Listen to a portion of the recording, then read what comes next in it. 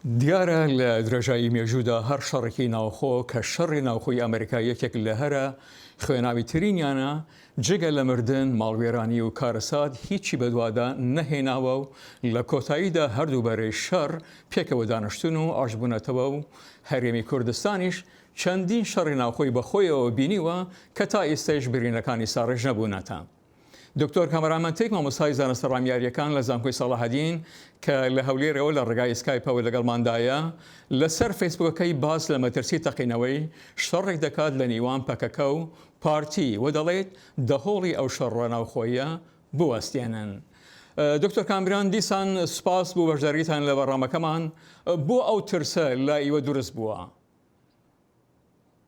لەبەر ئەوە بە بۆچوونی من دۆخی ئەم جارە لەسەر ئاسی هاوسەنگی هەرێمی و هاوسەنگی نێودەوڵەتی و جیهانیدا دۆخێکی ترە وەکو ساڵانی نەوەدەکان نیە، بۆیە هەر ڕوبەڕووبوونەوەیەکی کوردی ڕنگ بێ دوا دەرفەت بێت لەبەر کورد لەبەردەم کورد لە سەدەی 21دا. بۆیە من پێم وایە هەر هەڵەیەکی استراتیژی لەو شێوەیە بە هیچ شێوەیە خزمەتی کورد ناکات، خزمەتی هیچ حزبێکی کوردیش ناکات. بۆیە دوورکەوتنەوە و یاخود هەوڵدان بۆ خۆپاراستن لەو شەڕە بۆ وەکالەتە، چونکە شەڕەکە شەڕێکی کوردی نیە، لە ڕاستیدا شەڕێکی بۆ وەکالەت دەبێتن کورد لە پێناو هێزە هەرێمی و هێزە نێودەوڵەتیەکان دەیکات.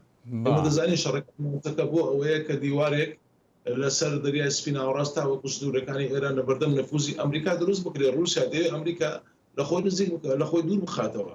بە هەمان شێوە تورکیاش دەیەوێت هەر ئەزمونێکی کوردی لە ناو ببە، کەواتە ئەوەی لەسەر کوردە پێویستە خۆی بپارێزێ و لەسەر بنەمایەکی جیۆپۆلیتیکی سەیری لانەیەکان بکات لەسەر بنەمای ئایدۆلۆژی. بەس دکتۆر ئایا ئەمە شەڕی دەسەڵات و پاوانخوازیە کە هەندێک کەسان باسی دەکەن یان هۆیەکی تر هەیە؟ نا من پێم وانێ شەڕێکی ڕاستە، شەڕەکان بەشێکی پاوانخوازی تێدایە، بەڵام بوو نمونە لەوابەری دوو هێزەکانێکیان پارتی دیموکراتی کوردستان کە جوگرافیایەکی زۆری ناوچەکەی لەدەستدایە لەژێر کۆنتڕۆلی تورکیایە. ئێستا پارتی دیموکراتی کوردستان کە ئێمە واتێ دەگەین شەڕ دەکات لەسەر پاوانخوازی دەسەڵاتی خۆی لە ڕاست لە کاتێکدا با بڵێن ڕوبەرێکی زۆری ئەو زۆنەی لەژێر دەستیدایە ئێستا تورکیا ڕاستەوە خۆ داگیری کردووە. بە هەمان شێوە پارتی کرێکارانی کوردستانیش بۆیە شەڕەکە لەسەر دەسەڵات نییە، بەڵکو شەڕەکە شەڕێکی بە وەکالەتە هێزە جیهانی و هەرێمیەکان دەیکەن و لە 2000دا وەکو ئاماژەم پێکرد کورد زەرمەندیەکەم دەبێت.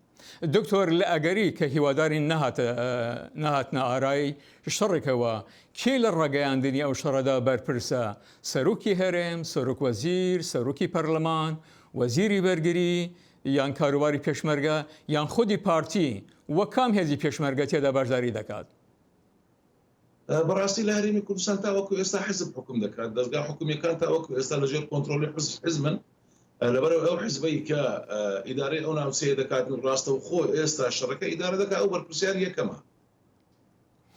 شەڕێکی ناوخۆوە بەتایبەت بە بەشداری تورکیا چ مەترسیکی هەیە بۆ سەر ئایندەی هەرێم و بگرە بۆ سەر ڕۆژاوا؟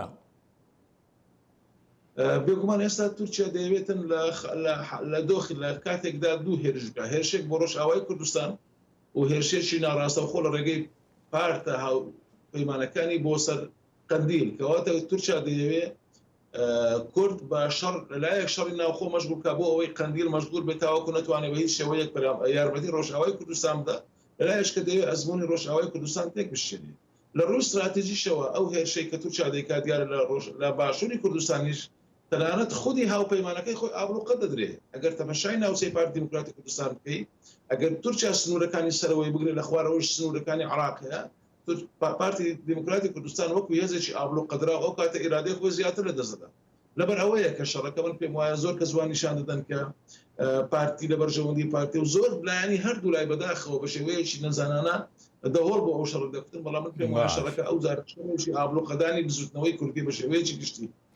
دکتۆر بۆ ڕاگررتنی دەهۆڵی ئەو شەڕە خۆنابی چ گەلی کورد لایەنەکانی تر ڕێکخراوە مروەیەکان و بگرە ئەو وڵاتانەی لە هەولێر کۆنسڵخانەیان هەیە وەکو تەماشاچی دەست لە ئەژن و دانیشن لەو بڕوایدان کێ دەبی بۆ کبکردنی ئەو دەهۆڵە نیوانگیری بکات؟